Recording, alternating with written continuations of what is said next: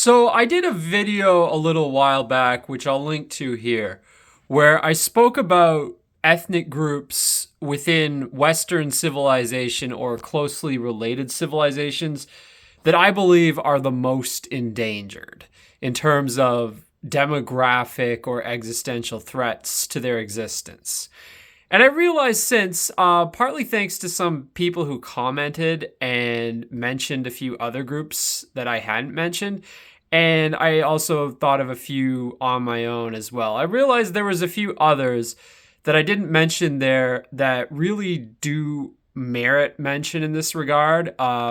Groups within Western or Western adjacent countries that are the most endangered in a cultural or demographic sense. So I'm going to talk about a few more in this video here. The first group is the Gagauz people, and the Gagauz people mostly live in Moldova, and they're unique because they are a Turkic Christian ethnic group. Now, the term Turkic, it's a bit ambiguous because there are some people who identify as Turkic who look more Asian or more brown. But in this case, the Gagauz people, from what I've seen, they look kind of more white than anything. But they identify as Turkic, and they're also Christian, which makes them a bit of an aberration within Europe and in general. There's actually another similar group in that regard that I'll get to later on this list.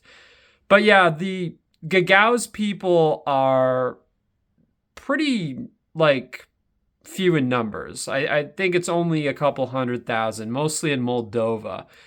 And when you have Moldova isn't experiencing rapid demographic change like the Western European countries are, or even maybe some of the wealthier countries east of the Iron Curtain are starting to experience it. But Moldova is a very poor country, so it's not experiencing these trends. But nonetheless, I think the Gagauz group are small enough in number and unique enough in a cultural sense that I definitely would keep an eye on them in this regard.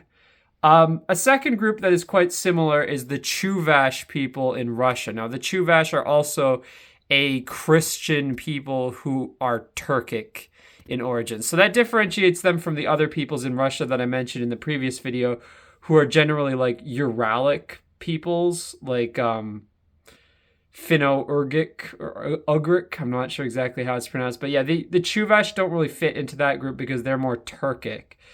But they're nonetheless similar to these groups in the sense that they are an ethnic group in Russia that is small in number. And in Russia, there is the threat of just generalized cultural assimilation, and they actually do have a good amount of immigration, or at least they did prior to the war. I don't know if anyone is immigrating there now, but I mean, Russia has had a considerable amount of immigration from the former Soviet Union, Central Asian countries that used to be in the USSR. So there is a demographic threat there also. And again, there are a unique people who are few in number. I think it's only a few 100,000 in their case. So yeah, the Chuvash are another people who I think are endangered in that sense. Number 3 is the Icelandic people. And this is one that I think is especially worrisome because Iceland has a very small population. Again, only a few 100,000. It's an island country. And up until recently, they didn't have much immigration, but they've started with mass immigration like many of the other Scandinavian countries. And in a country like Iceland, that's not good because you are introducing a foreign presence into a very delicate cultural and genetic ecosystem, a very small country with a very unique cultural and genetic makeup, and not a very high birth rate either. So I would be very concerned about Iceland in this regard. Not only that, but Iceland is a country that really bats above its own weight in a cultural sense.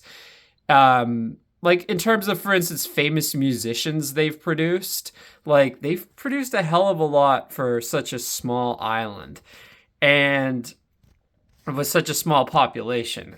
I mean, it's not a small island geographically, but it's a small island in terms of the population is what I mean. And Yeah, I mean, Iceland is a country I'd be very concerned about in that regard, just because the population is so small, and when you introduce mass immigration to a country like that, it's like it's going to be game over pretty quickly. So yeah, Iceland is one that I'd be quite concerned about in that regard. And I mean, not only that, but it's also, it's one of the blondest countries in the world, so very recessive genes. I mean, obviously they're not all blonde. You get the occasional like Bjork is Icelandic and she has black hair, but from what I've seen on like maps of blondness, Iceland is one of the blondest countries. And I mean, they're so closely related that they even have an app there to make sure like you're not committing incest when you're dating someone. So it's like it's a very fragile, unique gene pool, and it's like, not to mention on a cultural level also, like they have their own language, Icelandic, and again, like it's just, to me it just boggles my mind why people think that a country like Iceland needs diversity. It's just like, why? Like, why do people have such a problem with these unique and delicate cultural and genetic groups even existing? So yeah, Iceland is on this list. One that I'm not putting on the list, by the way, is the Faroe Islands, because they, from my understanding, don't have much immigration, and they also have a pretty high birth rate by European standards. So yeah, they'd be one I'd watch out for in that regard, but they're not on the list yet because, again, they're just, yeah, they seem to be doing a bit better in that regard. Okay, so next on the list is Jersey and Guernsey. Now, Jersey and Guernsey are several islands that belong to the UK, but they're actually closer to France, and both geographically and in some ways, like linguistically and culturally. Like, they're not actually Celtic to my understanding, but they are more close to French in terms of their language and their ethnic background. So that's why I'm including them on this list, because I talked about Celtic peoples in the UK already, but Guernsey and Jersey, they're not Celtic, but they're in a similar situation in the sense of being places within the UK, but that aren't like English. And also, Guernsey and Jersey have experienced a lot of immigration. Bizarrely, a lot from Portugal specifically. I'm not sure why. But yeah, they've had a lot of immigration. And again, like small island countries, low populations, only a few 100,000, or even, I'm not sure, is it over 100,000? I think so. But yeah, it's not a very large population.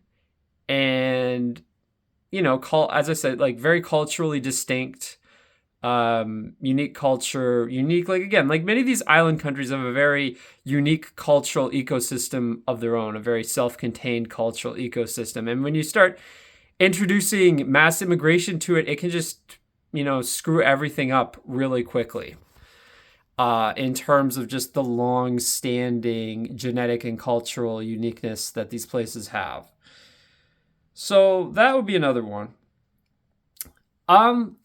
Now, another one that I have on this list is the Tejano and Nuevo Mexicano and other Hispanic peoples of the American Southwest. Now, what's interesting about these is I wouldn't really call them white. I think most of them are mestizo, although some are white. Like, I don't know, the actor who played Combo on Breaking Bad, I think, is Nuevo Mexicano, so judge for yourself. Do you consider him white? But regardless of whether they're white or not, I will say these groups, these are long-standing Hispanic ethnic groups that existed prior to the Hart-Celler Act and prior to mass immigration in the American Southwest.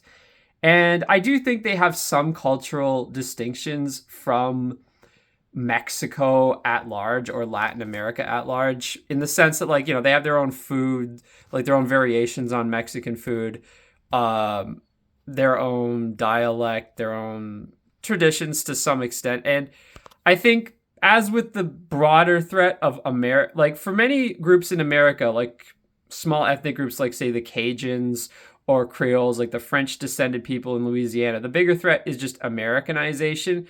But with these groups like the Tejanos and Nuevo Mexicanos and the other longer lasting older Hispanic groups in the Southwest, like range from Texas all the way to California.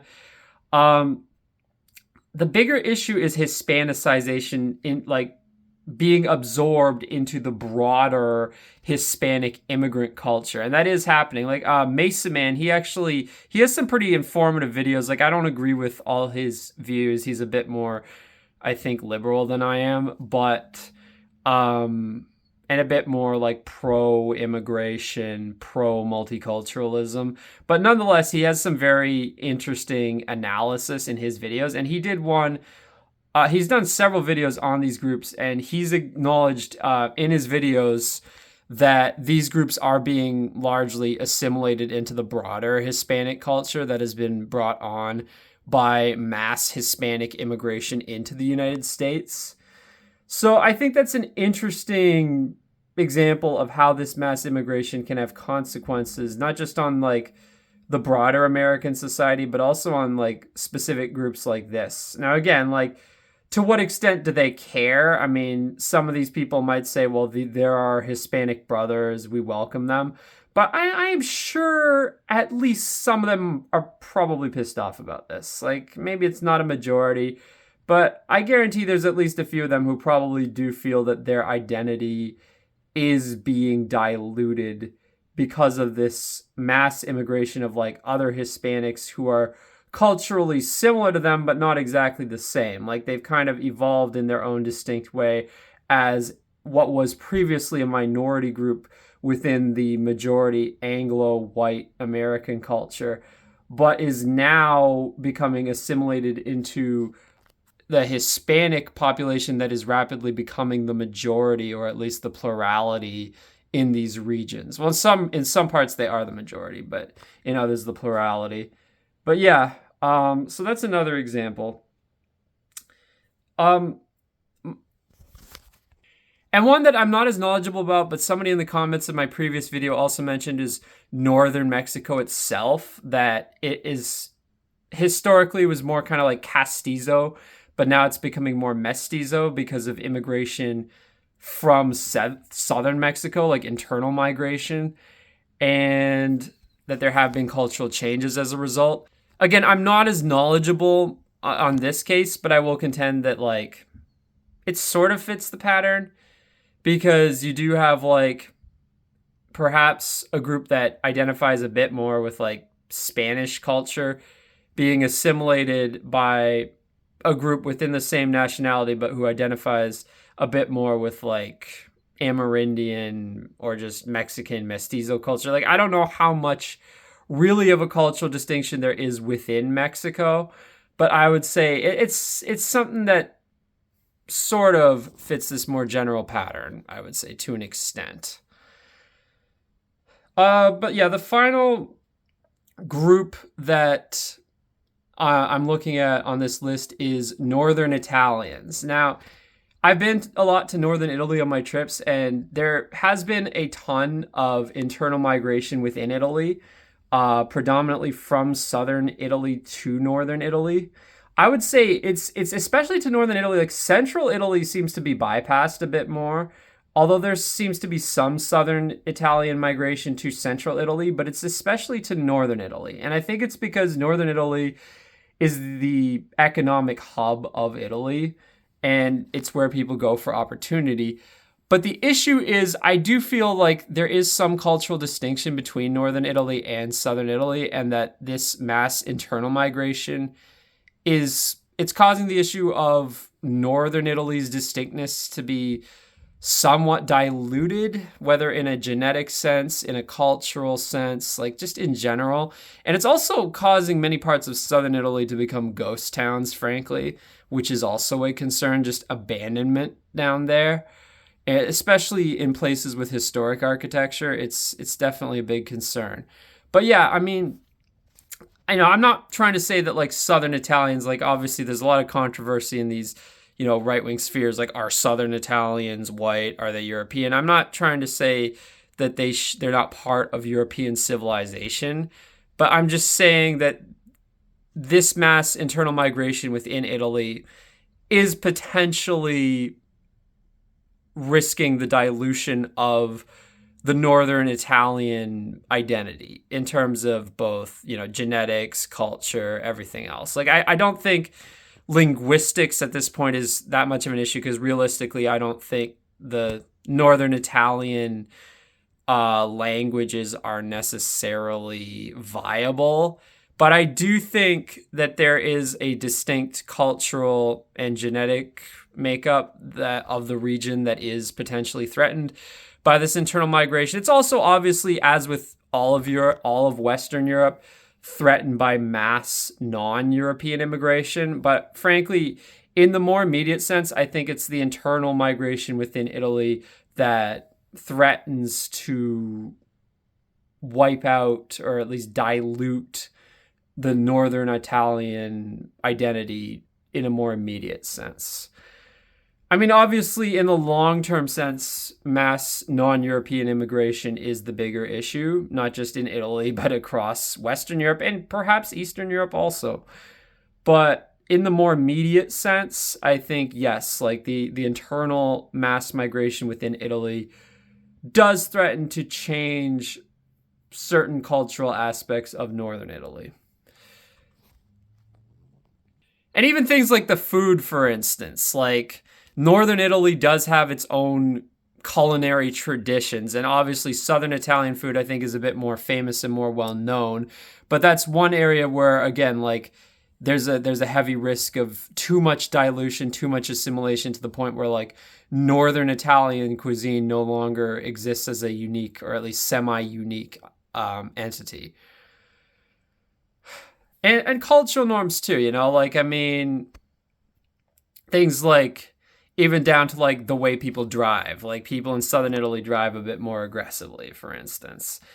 And perhaps, certain things about like standard of living. I mean, Northern Italy has just historically had a higher standard of living, and it's like, will this mass internal migration affect that? Is it already affecting it? Perhaps. But, and like, obviously there's been like the spread of the mafia from Southern Italy into Northern Italy. That is a very well documented phenomenon. So yeah, I mean, I do think it is a concern. It's also a concern for Southern Italy itself, because Southern Italy risks becoming too depopulated. Like, it's probably one of the regions on Earth where depopulation is the biggest concern, like underpopulation, along with some parts of Eastern Europe. But yeah, so those are the groups that I think are, in addition to the ones I mentioned in the previous video, at the most risk of groups in Western or Western adjacent civilization, risk of basically extinction or dilution to the point where they no longer exist as unique ethnocultural groups. And again, I want to reiterate, like, pretty much all of Western civilization is in danger of this in the long term because of mass immigration from the non-Western world, combined with low birth rates. But what I'm saying is these are the groups that I think are the most endangered in the immediate sense, along with the ones I mentioned in the previous video.